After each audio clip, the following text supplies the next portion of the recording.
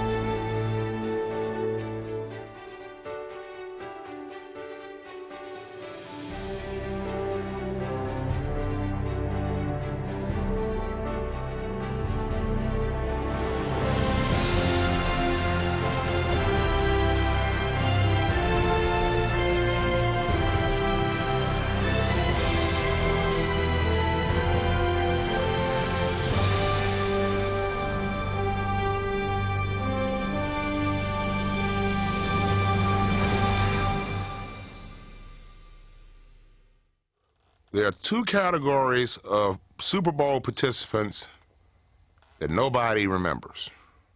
1, the team that lost the game, and 2, the team that only won 1. For some, the Super Bowl is an ending. For the Pittsburgh Steelers, Super Bowl IX was a beginning. Pittsburgh, the Super Bowl champs. Chuck Noll being carried off. They're still a very young team. I would say their best years are ahead of them. A team that may not have even reached its peak, and the future opponents are going to have some trouble. Head coach Chuck Noll began preparing the Steelers for the 1975 season and their second Super Bowl about 10 minutes after winning their first. I think we're going to enjoy it for just a short time, then get on to next year. And then be ready for next season. All ready? That's right. It comes around fast. Chuck, Noll addressed the team, but he left the hanging message. You can do better, and we can be better, and let's work, okay, for next year's championship. I was kind of stunned because it was something you would typically maybe expect a day or two later or next summer. But Chuck was never a person to let a moment go by. He considered that Super Bowl nothing more than a road sign. Okay, we've gotten this far, but we want to keep on going. Nearly every player on the Pittsburgh roster had been drafted and developed under Noll. So it was little surprise that the players, like their coach, would not be satisfied with merely 1 ring. Just ask Lynn Swann if he remembers how many passes he caught in that first Super Bowl. I do. The same number that were thrown to me, 0. I was dying to get Terry to throw me a pass, a play-action pass. I think it would have gone for a touchdown. But I couldn't get him to throw me that one play-action pass, and so I went the entire game without one pass being thrown to me. But we won, and that was the most important thing. Defensive end Dwight White wasn't supposed to play in Super Bowl IX after spending a week in the hospital with viral pneumonia and losing 20 pounds. Yet, when the first bus arrived at Tulane Stadium, Dwight White was in the locker room, getting dressed, getting ready to play a football game. White played the entire game. He even scored its first points on a safety. It was a courageous performance, and one for which White still feels unappreciated because he did not appear in the official Super Bowl team photo taken while he was hospitalized. That's a real raw spot with me because I just thought that was a real insult. I mean, you look at the picture, I'm not in the picture. They did not even put my name on the photo and say that I was missing. And I'm the that got out of the hospital, and scored the first points. That pissed me off. This was a team loaded with big personalities, and Chuck Noll waded through all of them. Some people say, well, you know, he was a teacher. I didn't look at it that way. I thought he was a great manager. I mean, he was able to keep all those personalities on the same page. We, as players, learned very early on that Chuck had these little expressions because Chuck was very consistent. The things he said in 71, he was still saying in 80.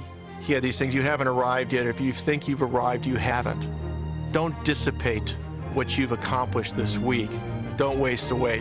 The thing is, I don't think anybody's really a fat cat in our team, or they're going to lay down and say, hey, you know, I'm the world's champ. They're too concerned about tomorrow. I think we're tomorrow people. We're not today people and yesterday people.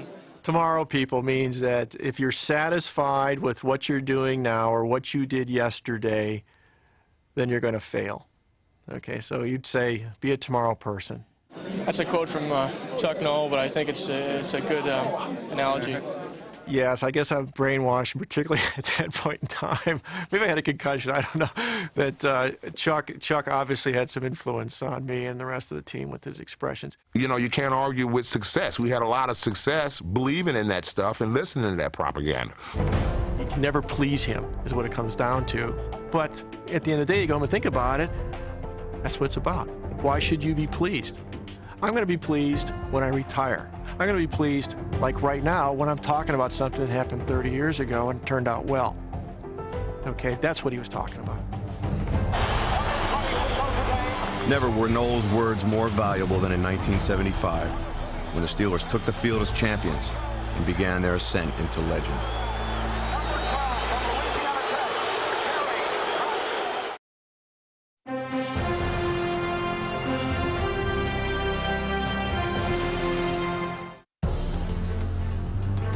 For the first time in their 4-decade history, the Pittsburgh Steelers were the NFL's defending champions as the 1975 season began. There was a realization on that team that all the things that Chuck, the Rooneys, had built had come to fruition. We were a championship team, and we had the core of that right there. We didn't have to prove it. We'd already done it. And now we could just go out and relax and be. Just be. We knew the team could run, we could pass, we could stop a team. We just knew we could put it together. And we went out there and proved it each week. That second year was more fun because of that confidence. After crushing San Diego in the opener, the Steelers returned home to face the Buffalo Bills and O.J. Simpson. Chuck had told us that we did not play a very good game against San Diego, yet we dominated. And I think our team kind of nodded, yeah, coach, right? We hear that all the time. We know we're good, and we're going to go out and we're going to show you again in week 2 that we're good. Well, guess what? O.J. had a different idea.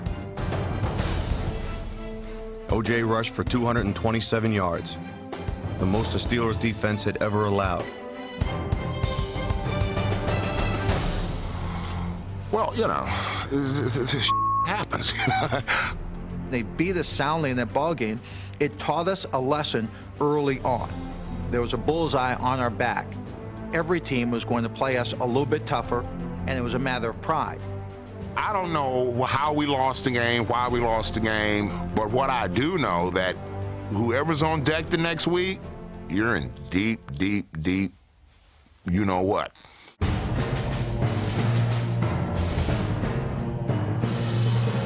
The Steelers might have been wearing the bullseye, but usually they were the team taking target practice. You're going to have a bad day today. Now, you can take this ass whipping any way you want to take it, but you're going to take it. After the loss to Buffalo, they won their next 3 games by a total of 78 points.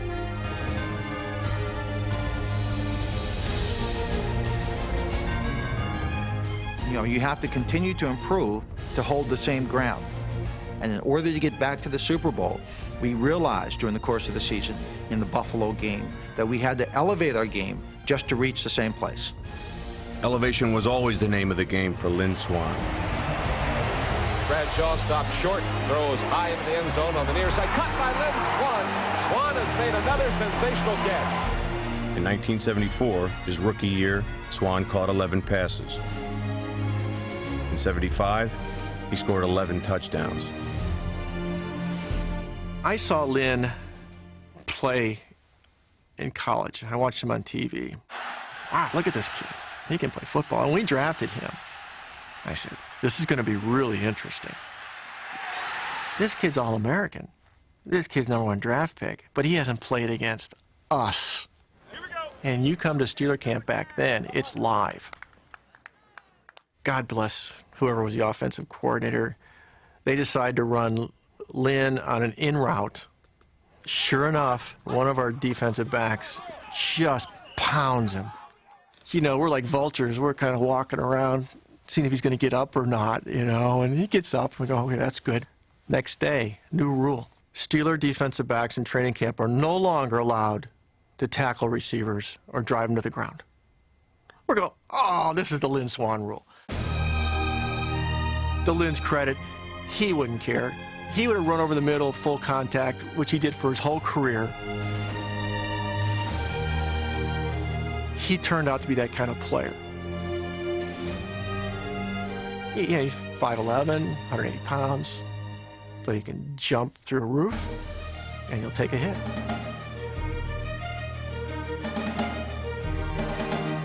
The public doesn't realize that. They think, oh, how graceful he is. He's a Swan. You look at his name. Lynn would stick his nose in there. He was like a prize fighter. My job is to go out and catch the ball. And as a receiver, if I want to be effective and good, I cannot go out and worry who's behind me when the ball's in the air. He could have played on our defense. Nobody was more pleased that he played on the offense than Terry Bradshaw, whose early years in the NFL had been a struggle. We'd go in and the Tuesday after the game on Sunday, and the defensive reel would be this big. The offensive reel would be about that big, you know, because they were 3 and out. And Bradshaw was terrible. He was bad.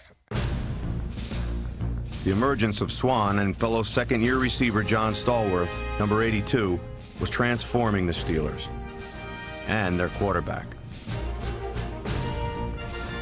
A quarterback has to have a certain level of confidence that his receivers are going to make a play. And I think Bradshaw was there, that he felt like he could put the ball out there and we could make a play. Long ball, far side. There goes Swann. Double coverage. He takes it for a touchdown. Whoa! The offensive reel started getting bigger, and the defensive reel started getting smaller. And the Super Bowl champions kept getting better. Bradshaw back looking for Swann. There it goes. He takes it. Oh, was that a beauty?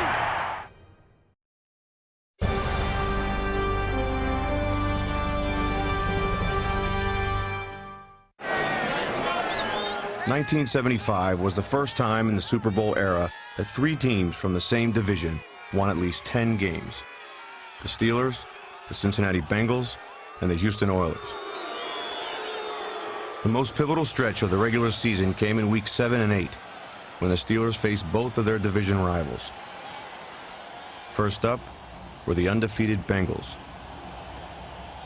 And Cincinnati was emerging as a pretty formidable opponent. They hadn't been real good, but they had this guy, Kenny Anderson. Kenny Anderson and the Bengals offense posed a unique challenge. He was one of these guys that if you could ever get a bead on him, you could get to him. But it was the 1-2 drop, boom, and he just dinked us all the time. We could never get to this guy.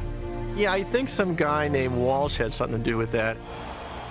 Eventually, assistant coach Bill Walsh left Paul Brown's Bengals and took his little offense to the West Coast. In the meantime, it was the Steelers' offense that shined.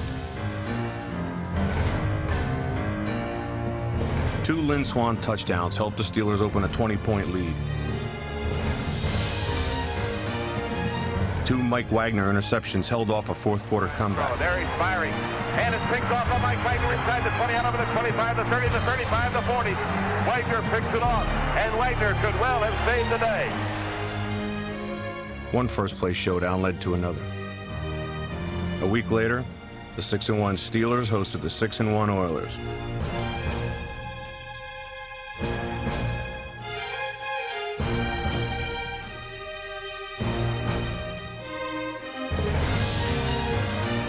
With the game tied in the final minutes, the Steelers took their place atop the division. Bradshaw looking for the end zone, and there he is, wide open on the far side. Jenny Stallworth takes it for the touchdown. Stallworth, second-year man from Alabama A&M. If there's one statement that I think broadly applies to that 75 year, we knew what it took at that point. And I think Chuck had a statement, whatever it takes. And we bought into that. We bought into it big time. Of all his little sayings, whatever it takes was Chuck Noll's favorite. That was a comment that used to pop out at least every couple weeks. He might throw that out, whatever it takes to motivate us, or he also might use it as an explanation. Chuck was always really kind of short with the media, like, well, whatever it takes. In 1975, it would take a nearly perfect regular season just to win the division. Running back Franco Harris led the way, rushing for more yards than anyone but O.J. Simpson.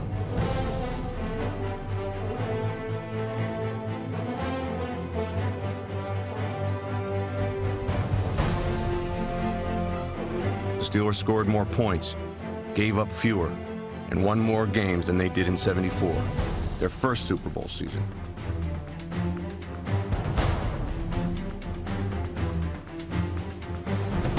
It's an interesting intangible, and I don't know what it is, but it was there. The attitude and the optimism and the determination, you could feel it. You could see it in everybody's eyes. We were going to find some way to win. It was just like, we got business to do. Let's get it done.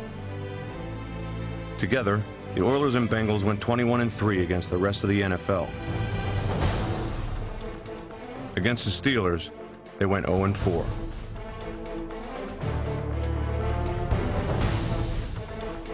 Pittsburgh dominated both rematches. Gives it to Franco, straight through the middle. Franco to the end zone. They don't even knock him down. The Steelers won 11 straight games, finishing with a 12-2 record in the AFC Central Division title. And the give is to Mooney. He was nailed. He's fumbled the football. It is loose. Melblood scoops it up. He doesn't hold it. Now it's picked up. Down the floor. Lambert goes for the laterals. The ball off. The ball is being carried for a touchdown by J.T. Thomas. You look at that era, you look at Cincinnati and Houston, and I sometimes think that it's really a shame that they hadn't won a championship, but we were in their way.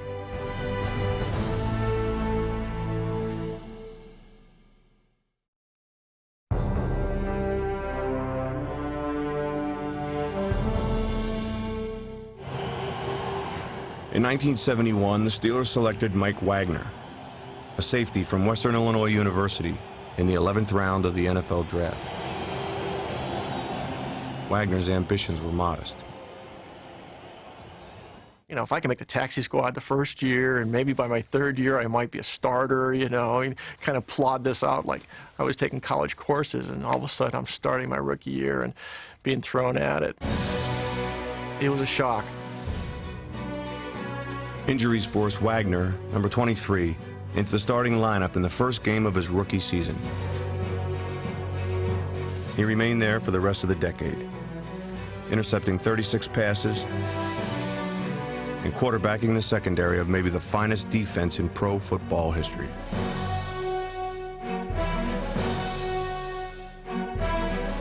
No one had a better view of the great steel curtain than Mike Wagner. There's two definitions of steel curtain. First of all, you need to clarify. I think the front four would say we are the steel curtain. The steel curtain is LC, Joe Green, Ernie Holmes, and yours truly. And that's something that it's in the book. You can't change it. You can't deny it. That's what it was. Other defensive lines had gotten acclaim, such as the Purple People Eaters. But there was something that was very unique and obviously unique about us in that we were 4 black players. Coming out of the late 60s and the movements and the sociology in the country, that was something that was important, and we took a lot of pride in. That here are 4 black cats that are on the cover of Time magazine. So we were very much aware of what we had going. And we were very proud of that. The defensive line was the most unique line in that none of the players were similar. but they played so well as a unit. You had this tall, rangy defensive end, L.C. Greenwood, who was about 6'6", 6'7", and people couldn't block him. Joe Green was magical. He could have played defensive back. And while Joe was obviously going to be a Hall of Famer, one guy that was as good, I thought, was Ernie Holmes. This guy was like closest thing to a John Deere tractor I've ever seen in my life. I mean, he just actually was unstoppable. Here was a football player that I think brought fear in other players, because he had a look to him that was really, really scary. And I think he really wanted to beat people to death sometimes, okay, within the rules of the game. Ernie Holmes wasn't even the nasty one. That would be Dwight White. I think you certainly look to his nickname, and it tells the whole story. His nickname was Mad Dog. Dwight was the consummate player who says, I'm going to go 100%, 1,000 miles an hour, every play. I'm going to make life miserable for everybody in my way. I'm going to hit it hard, and you just make sure you get outside, because I'm hitting it like a brick. It was my idea to just keep coming. Just constant pressure. If I'm going to keep pounding on you. I guess I played with a little anger, too. Hey, go for you, Dutton, you big load. I'm a bush leaguer. I personalized the game. He was always, something was stimulating him to be outspoken. Sack pack is a sacker, you know what? And it made him play harder. We had a few players like that on that team. No player was more outspoken than the team's second-round pick in the '74 draft, Jack Lambert. Lambert's difficult, period, with anybody. I can't tell you that Jack and I are the best of friends. I remember he came in the locker room, it's towards the end of our rookie season, and Jack just stopped for a moment, and he looked over and he goes, hey, Swan. I look up and he goes, yeah, Jack, what's up? He goes, you should have been number 2. I should have been number 1. And he just walked away. He was a type of player that had to challenge himself, his teammates, his opponents at all time to make him play better. And that's what made him who he is. That is who he is. Lambert was just 1/3 of a linebacking core every bit as good as the foursome in front of it. In '75, all three started in the Pro Bowl. Lambert, Andy Russell, number 34, and Jack Ham, number 59.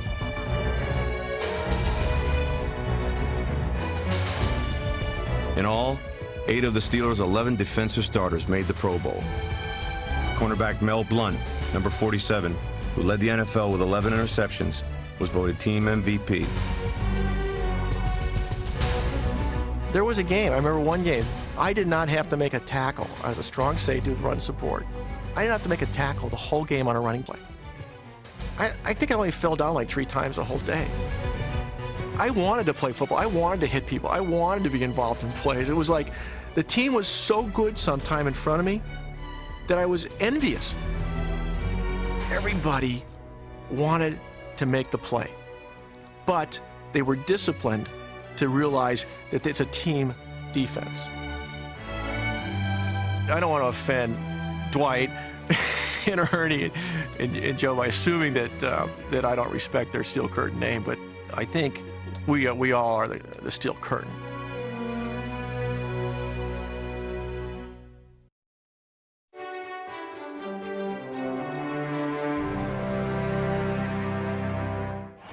Hello again, everyone, on a cool, crisp December day at the AFC semifinal game between the defending world champion Pittsburgh Steelers and the Eastern Division champion Baltimore Colts. The Steelers didn't look like defending champions. They turned the ball over 5 times and trailed the Colts late in the third quarter.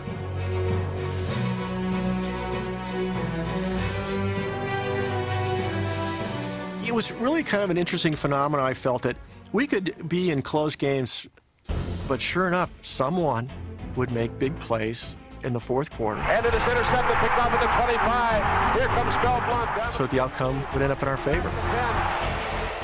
Hand off. Gary Baraki fly off the right side, second effort down into the goal line. He's in there for a touchdown.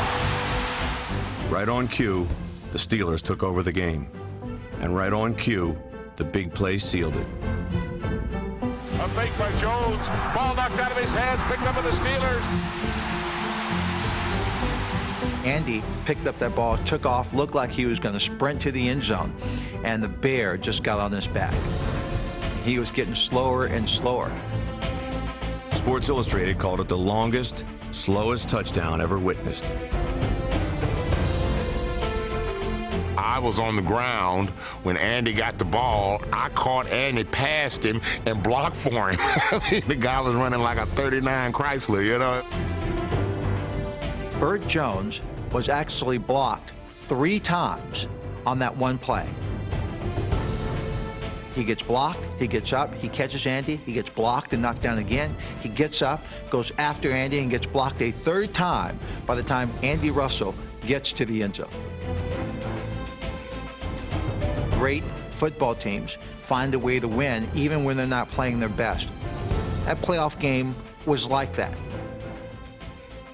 We know we can play come-from-behind football. We know we can pretty much stop any team in the league. It's just a matter now of if we can continue to do it. The next opponent was a familiar one. For the 4th straight season, the Steelers would meet the Oakland Raiders in the playoffs. It was a rivalry already etched in NFL lore, and it was escalating every year. In '72, the Steelers won. In '73, the Raiders returned the favor. And in '74, the Steelers clinched their first trip to the Super Bowl on the Raiders' home field. The Raiders were a good football team. They were a darn good football team. When I look back and really think about it, they were the closest things to us. Those games were just tough games. You started getting revved up and cranked up and putting your mouthpiece in on Monday.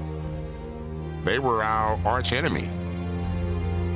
Lynn Swann had been a target for the silver and black since the moment he donned the black and gold. They were going to take shots. We knew that. Why? I don't know. If it was something they were taught, if it was just in the mind of the players, I don't know. I don't think I was totally prepared for the headhunting. Matter of fact, I know I wasn't. I didn't think it would get to that degree or to that level, but it did. There would be one more subplot to the AFC Championship game: the sub-freezing field conditions. The weather had been bitter the whole week in Pittsburgh. It had snowed, and they had actually put a big tarp over the field and tented it. And I guess the night before it split or something, and because it split, all this moisture from the heaters they had underneath it had run to the side, and it became an ice skating rink. Most of the ice was near the sidelines, and the ever-skeptical Raiders have always felt that the Steelers, intentionally or not, created an unfair home field advantage. Our game was the throw-in, the deep ball. Mel Blount, if there's one player he dreaded, it was Clifford Branch. So with that ice, we had to move those receivers in, and that narrowed the field for us. I'll never forget Pete Rozelle said to me, well, it's the same for both sides. I said, damn it, Pete, you don't even understand what you're talking about. It's not the same for both sides. I don't even want to hear it. That's excuses. Pretty tough. Huh? Pretty tough. Yeah. It's hard to keep your foot in this stuff. They threw a lot of chemicals on the field. It was about 10 degrees. The wind was blowing about 30 miles an hour. To me, that game had as much drama as a Super Bowl. It is one of my favorite games that I was ever involved in.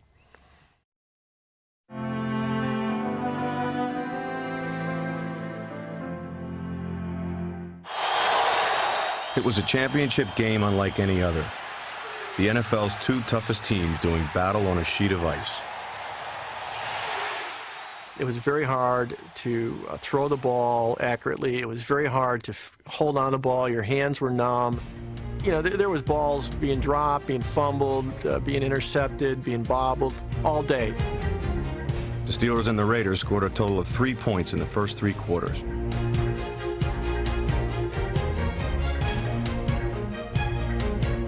As predicted, Oakland's outside passing game was rendered useless. But the futility was everywhere.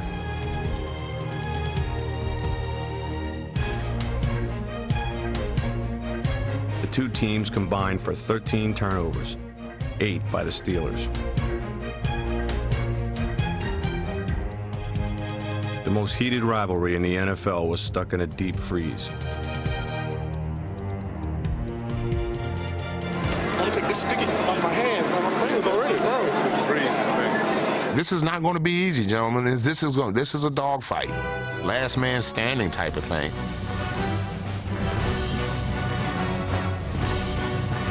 The rivalry had escalated for 4 years. Now it was escalating on every play. Came across the middle for a pass. I caught the pass. Atkinson, instead of just a tackle, collared me around the head, which was legal at that time.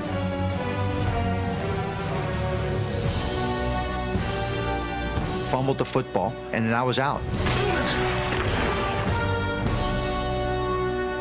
I was out of the ball game and in the locker room, and later on, you know, in an ambulance going to the hospital. I have a picture at home where Joe Green, with his pinched nerve, gets off the bench, picked me up, and was carrying me off the field. His bad shoulder couldn't handle the weight. One leg was dangling, but he carried me off the field, and I've got that picture of Joe. I gave him a copy of the picture and signed it and said, "Joe, thank you for coming out and picking me up." And Joe just looked at me and said, "You know, Swanee, that's fine, but, you know, I just want you to understand, I didn't want the team to waste a timeout to get you off the field."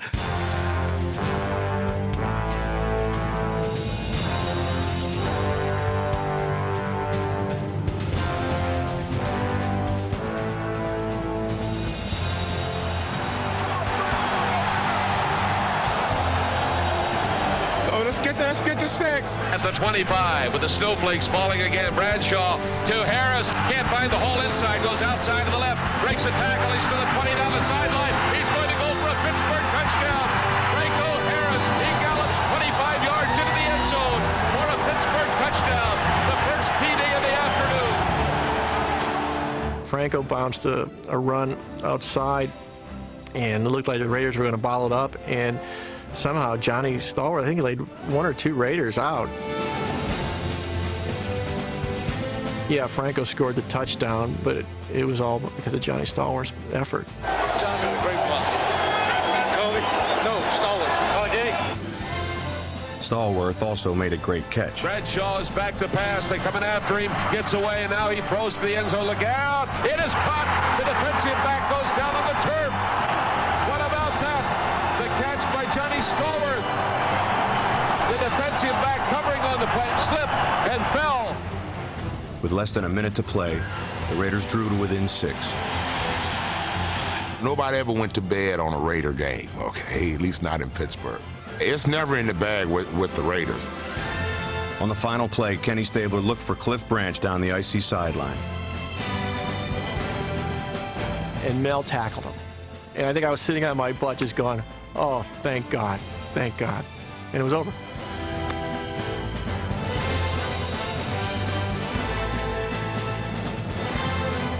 The Steelers had committed an astonishing 13 turnovers in 2 home playoff games and won both.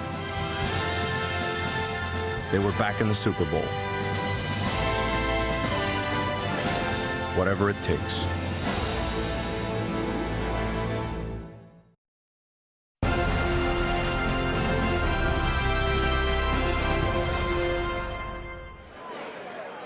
For the first time, the Super Bowl matched 2 teams that had already won Lombardi trophies.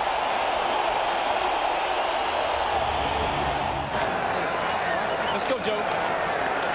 Let's go, T, baby. The pregame talk centered on the health of Lynn Swann. I did not think I was going to be able to play. I was certainly unsure. Had never sustained a concussion of that level.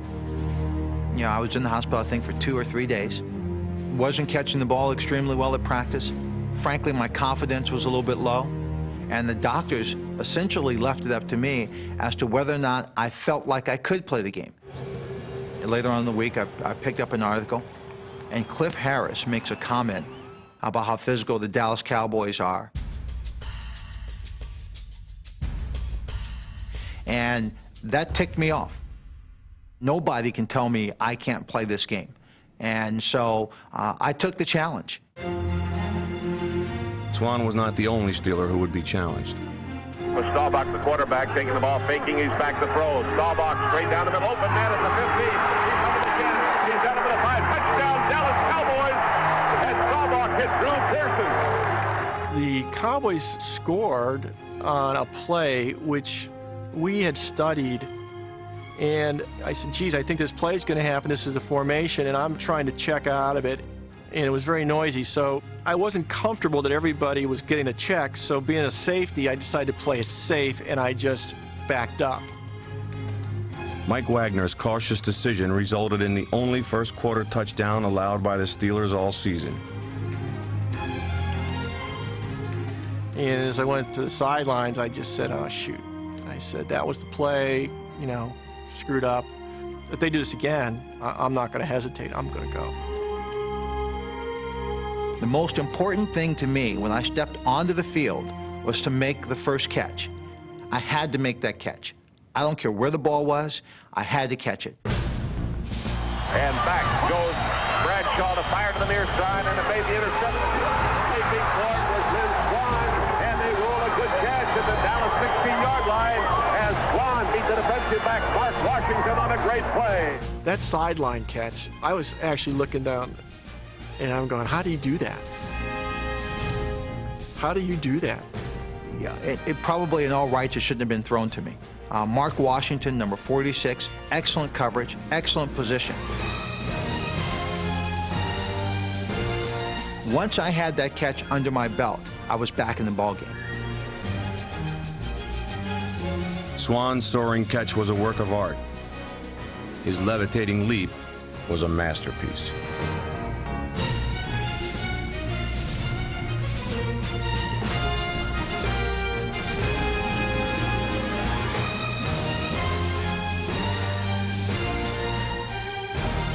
You plan for some things and other things you don't plan for. Mark Washington had great coverage throughout the entire afternoon, but I found a way to make the catches and found a way to make the plays. And we needed it. At the end of the day, we needed him to play that kind of game because the Cowboys were that good. We didn't play them very often, and they ran a different type of offense than we were customary to. The Cowboys run a lot of motion and set changes. Y'all, that's smoke and mirrors, okay? There's a rule that 1 second before the ball is snapped, everybody's got to be in place. So you can run around, do all the stuff you want to do. You can run him up in the stands, you can go get a Gatorade, but we know where you're going to end up, and we're going to be looking right at you. The Steelers had never seen an offense quite like the Cowboys. But the Cowboys had never seen a defense like the Steel Curtain.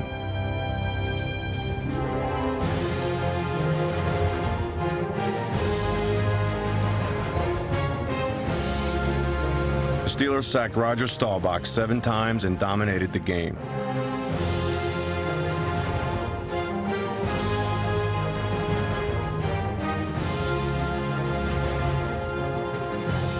No one left a deeper impression on Dallas than Jack Lambert.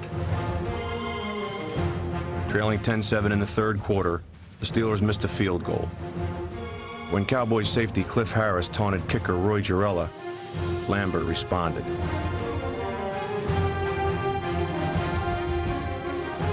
I thought that was right on time, and I'm glad Lambert did that.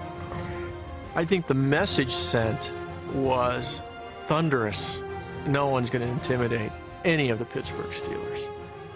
And if you don't understand that, we're going to show you that. It helped further define what Pittsburgh Steeler football, Jack Lambert, is all about. It was the right thing to do. It was the right thing to do. And I don't know what Cliff was thinking. 2 mistakes, one pregame, one during the game. Wagner did not make a second mistake. They get in this formation, they start running these motions. You know, I said, damn it, here's the play. I think they're going to run the play. And so I just started running, and sure enough, Roger didn't even look. Staubach, cool as a cucumber, lines them up, bringing a man in motion from wide right to left. Staubach, double fake, drops back and throws down to the middle. Intercepted, picked off by Wagner. He's coming over the 15 to 10. He's down to the 6-yard line. Wagner's interception helped the Steelers take their first lead. As usual, they'd save their best for last. Bradshaw's back, he wants to throw. Now he fires for the bomb. And Lynn Swann going for it. Swann pulls it in for a touchdown. Lynn Swann beat his man on a bomb. Swann got a step beyond Mark Washington, who's been on him all afternoon. Swann's touchdown came at a heavy cost. I believe it was Larry Coles. Just as Terry released the ball, he stuck his helmet right in Terry's ear hole. And I see Terry down. I'm going, he's in the end zone? I'm going to run out there and see if Terry's all right.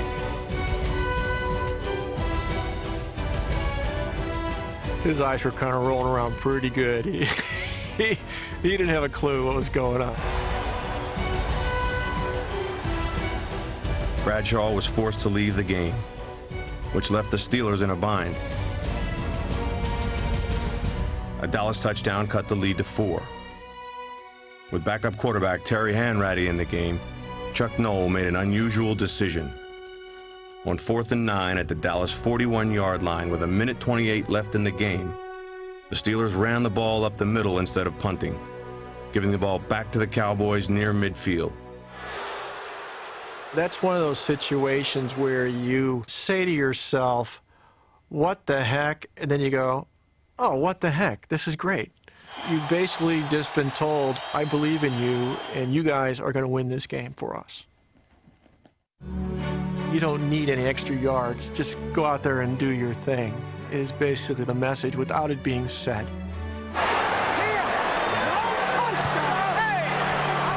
With 3 seconds left, the Cowboys had one last chance. And he threw a ball down about the goal line, and it's in my direction.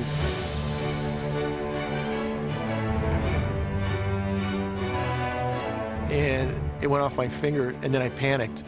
And I came to the ground, and I looked back, and Glenn Edwards had caught it. I go, oh, thank God. And then he starts running out of the end zone. And I'm laying there going, what's he doing? Glenn, stop. Run out of bounds. Fall down. But there was nothing left to worry about, and nothing more to prove. The Pittsburgh Steelers were Super Bowl champions again. The man who didn't think he could play became the first wide receiver ever named Super Bowl MVP. Last Super Bowl, I didn't catch anything. You know, in this Super Bowl, I caught 3 or 4. I don't know, I caught 3 or 4 catches, and hey, you know, I just loved it. Had a great time. All right, what is that you're holding right there? This is a game ball for the Super Bowl. It's all mine. Lynn Swann, you were That back-to-back win legitimizes you as a champion. Now, what do you do for an encore? We'll get ready for next year. Even the second championship was not going to be enough. You know, the follow-up story to this one would be, you know, what happened the next year and the next year and the next year. And this is probably what Coach Noll wanted, is the players, they realized that if you're a tomorrow person, you don't know what tomorrow's going to bring, but it could bring some good things if you work hard to make tomorrow better. Tomorrow brought 2 more Super Bowl victories for Chuck Noll's Steelers. The only team in history to win 4 Super Bowls in 6 seasons.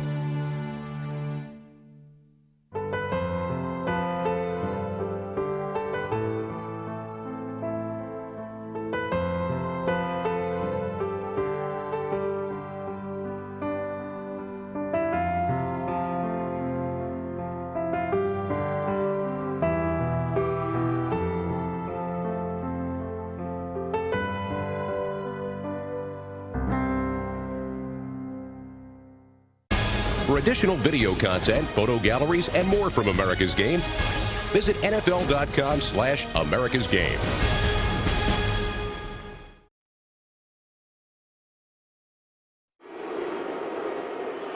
The Baltimore Colts received a rude welcome to Three Rivers Stadium, none more so than quarterback Burt Jones, number 7. Burt Jones could have played for Cleveland because, you know, he was just one of those guys we did not like. Burt Jones. Burt had a mouth, and quarterbacks just need to be quiet, okay? Not gonna have any cocky quarterbacks in the league like Burt Jones. We'll take care of him. We had to deal with him. Special situation, let's put it that way.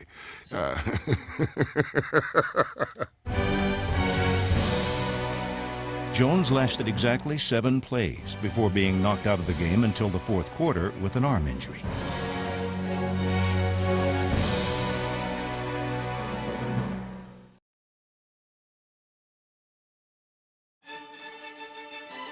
The 1975 playoffs began with an historical footnote.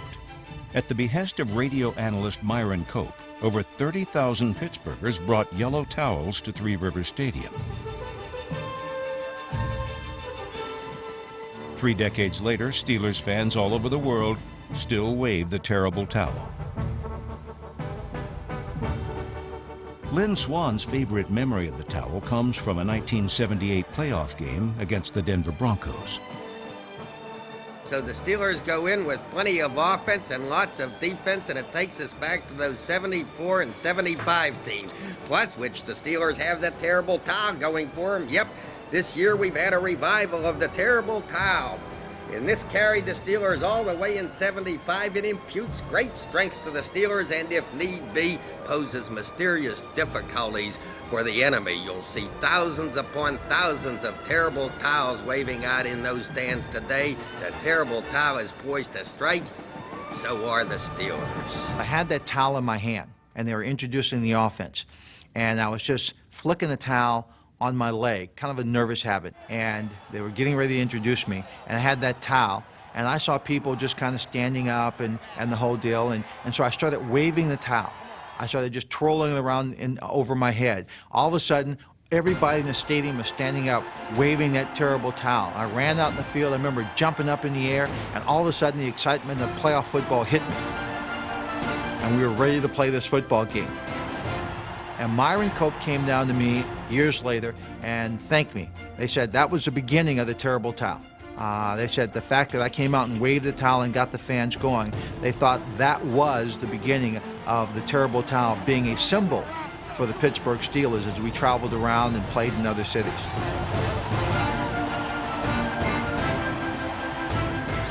We got the best offense, the best defense, the best QB, the best running back, the best everything, best coaching staff, the best front office, and we got the terrible towel. Terrible towel. What more do we need? Hey.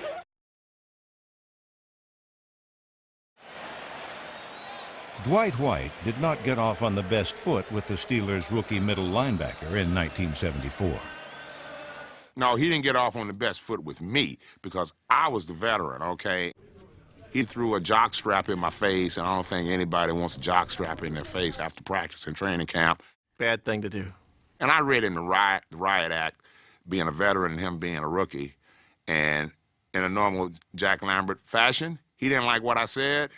I wasn't retracting what I said. I meant what I said, and it was said, and it was done, and he just kept the jock straps over on his side of the room for the rest of our careers, so to speak. Lambert's difficult, period, with anybody. One of the early things he said to me when he came as a rookie in training camp, I missed a tackle or something, and he said something like, "I thought you were good."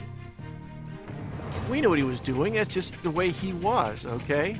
And he knew that we were doing our best, but he was a type of player that had to challenge himself, his teammates, his opponents at all time to make him play better. And that's what made him who he is. That is who he is.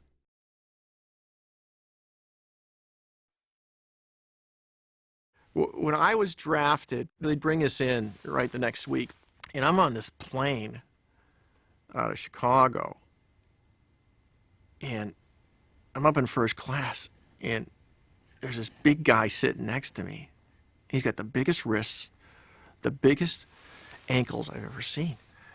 And I introduced myself, it's Ernie Holmes. And he was a rookie, too. This was probably the one time I really had a fear that maybe I wasn't going to be able to make it in the NFL.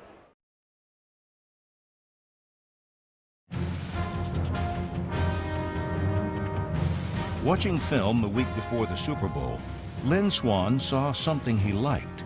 In the Cowboys' Week 12 loss to the St. Louis Cardinals, St. Louis repeatedly beat the Dallas secondary on deep passes. We were watching the game, and we talked about the fact that we could run, and we felt we could run the post pattern on them. And I felt like we could eventually get there and run that same kind of route. It was in our arsenal. We waited until the fourth quarter, and we needed it. Bradshaw's back, he wants to throw. Now he fires for the bomb, and Lynn Swann going for it. Swann pulls it in for a touchdown! Lynn Swann beat his man on a bomb! Swann got a 70 on Mark Washington, who's been on him all afternoon! Bradshaw threw a perfect pass. We get to the end zone. It is as we hoped it would be. But that's one of those plays that's not just the execution of me running the route and beating the corner. It is not just the execution of Bradshaw getting the ball to me in the face of a blitz or a line giving him just enough time to get that ball away. That's film study. It's the coaches seeing it. It's recognizing that this play has a chance based on the fact of how we play and how this defense will line up. And so there are a lot of things that made that play work. And we put it together, and that was the whole team scoring that one touchdown. And Stabler's back to throw. Stabler's looking, throwing, got a flag down. Pass is intercepted downfield at the 30-yard line and is carried back upfield. He ran me out of bounds, and then he proceeded to throw me on the ground. So I took issue with that. And Wagner's in some sort of jostling contest over in the Oakland bench area. You know, I'm not the smartest guy in the world. Kind of hoping to fire up my teammates. I was also hoping they'd come to my rescue.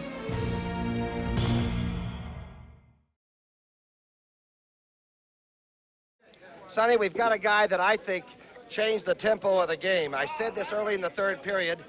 Lambert, you're still mad, you're still hot, but I saw you doing a lot of jumping and banging, and you knew you had to get it started in the second half. What turned you on?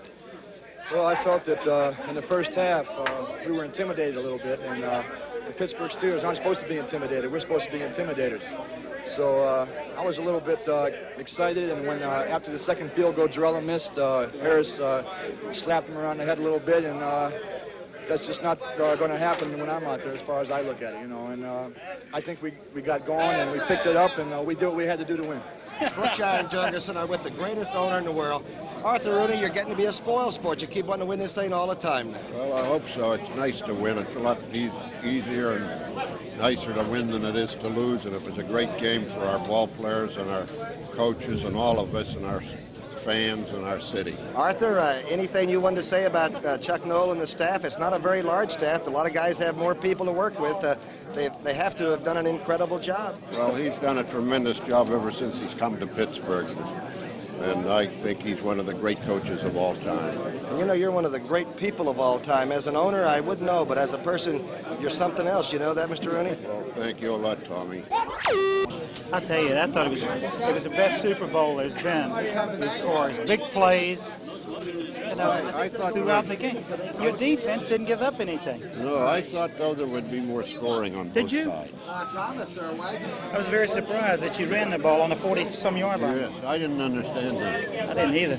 You gave up a lot of territory, didn't you? A lot of real estate. Yeah, I was surprised. What did Chuck say about that? We didn't ask him. We didn't get to the question. Terry, what happened? Were you hitting the head or the knee or the midsection? I caught a helmet right here. A helmet on the side? Yeah, right there. Were you... I guess it's Harris. I don't know who it was. Was it Harris? I don't see how he got me from over there. Did he? This was on a touchdown play. Yeah. Terry, was it a cheap shot, Terry, or just a good hit? Write what you think. frustrated people, you know, they say, well, we really aren't doing that well, you know. What they were doing was playing the same type of football that they had played earlier in the season. Close, very conservative games, trying to fool you, keep you off balance, drawing on first down, passing on first down, reverses, shotgun, you know, all that's junk. See, and you know, if that's what you're trying to win with, that's what I knew. If we ever got up on them, so you can't play catch-up football with that. You know, so you're looking for somebody to give you something. You know, we came in at halftime, and we just, you know, nobody was really disturbed. We just knew sooner or later we were going to get some points. And once we ever got up on them, they were going to be in a lot of trouble. Because you know, I just don't believe you can win with that type of stuff, trying to fool people, you know. You know, I've lost my voice. Like that, huh? Yeah. I think we have a feeling on defense that we have the capability at any time to strike, and I think we play the best when our backs are against the wall as a defensive team. I was worried that we might lose. I just think that's just the personalities of the individuals. We need the challenge, maybe. Without, you know, again, without patting ourselves in the back too much, I just think we're a playoff team that we stimulate ourselves for the season, and we realize that today is fine during the season, but we have a game coming up, and we got here by that kind of thinking, that all the way through the playoffs, that this is fine, this is a nice victory, but Super Bowl is the one that counts. It's the only thing that counts in the NFL. Last year, the thing that cheapened, maybe if there was anything that cheapened the victory, not so much that there was, but was that we snuck up on people. This year, we proved that we were as good as we were last year, if not better, and that we could take our shots. And, it means even a little bit more this year, then. Yeah, that's the second time it means more. It's very rewarding to know that you can. Prove to people that you are the champions. I hope so after 2 times. I enjoy Pittsburgh and I enjoy life and everything, but like right now, I'm just enjoying this. You know, like it's just really a great feeling being that you're number 1 again, and all week long everybody was against us. The papers and everybody picked the Cowboys to beat us and all this kind of stuff, but like we knew what we had. You had it too. You know, like we just had some championship blood in us, and we went out there and it was tight, and we just proved it. All right, Franco Harris, the great running back, as I said, the best big running back maybe in the history of this game. That takes in a little bit of yardage.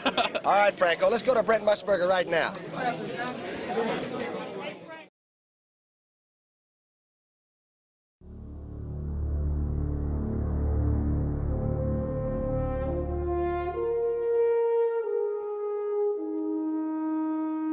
Being inducted in his first year of eligibility, welcome Jack Lambert. Here's Joe Green. Here is Mel Blount. Here's Terry Bradshaw. Chuck Noll. What I wouldn't give right now to put my hands under Mike Webster's butt just one more time.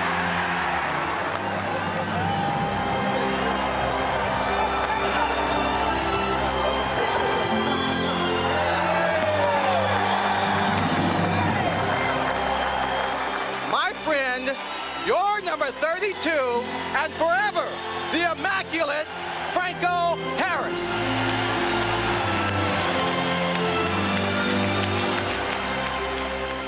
And I'd like to thank you, Lynn Swann.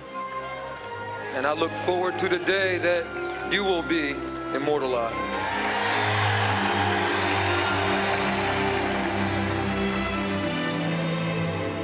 Please help me to bring forward one of the greatest wide receivers to ever play the game, my friend, Lynn Swann.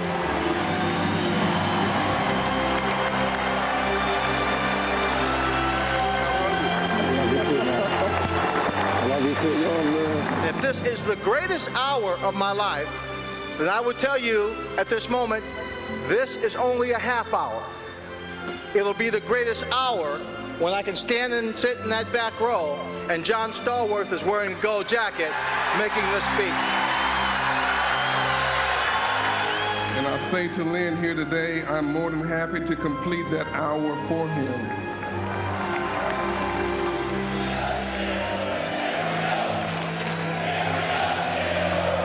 Oh, that brings back great memories.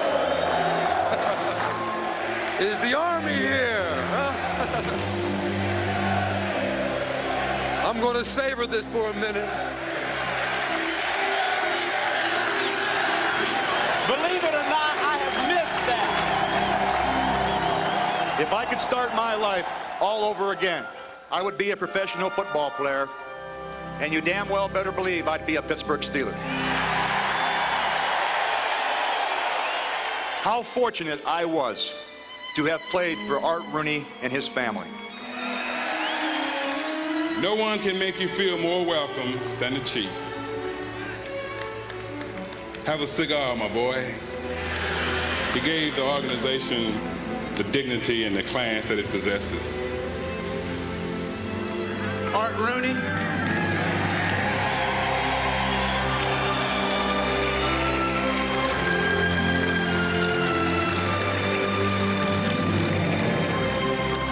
Boy, I love that man. I know you're watching, Art. I love you. You are always by me. I love you so much. Thank you. One point I'd like to make. We would nowhere would we have been able to win those games or win those championships if it wasn't for one man. And that's pure and simple Chuck Noll. I can't tell you how much you can gain, how much progress you can make by working together as a team, by helping one another. You get much more done that way. And if there's anything the Steelers of the 70s epitomized, I think it's that teamwork. While we were playing, we never knew what the future would bring. We were just trying to win the next game. We tried to give you the best we had each week. And by trying to give you the best each week, we never knew at that time that we were building a Steeler wing to the Hall of Fame. We never knew.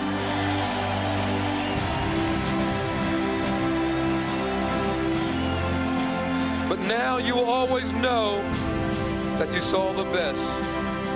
You will know because it says so right here in Canton for all to see. The Pittsburgh Steelers are here and here to stay. This was the team that I belonged to, a team that will live forever.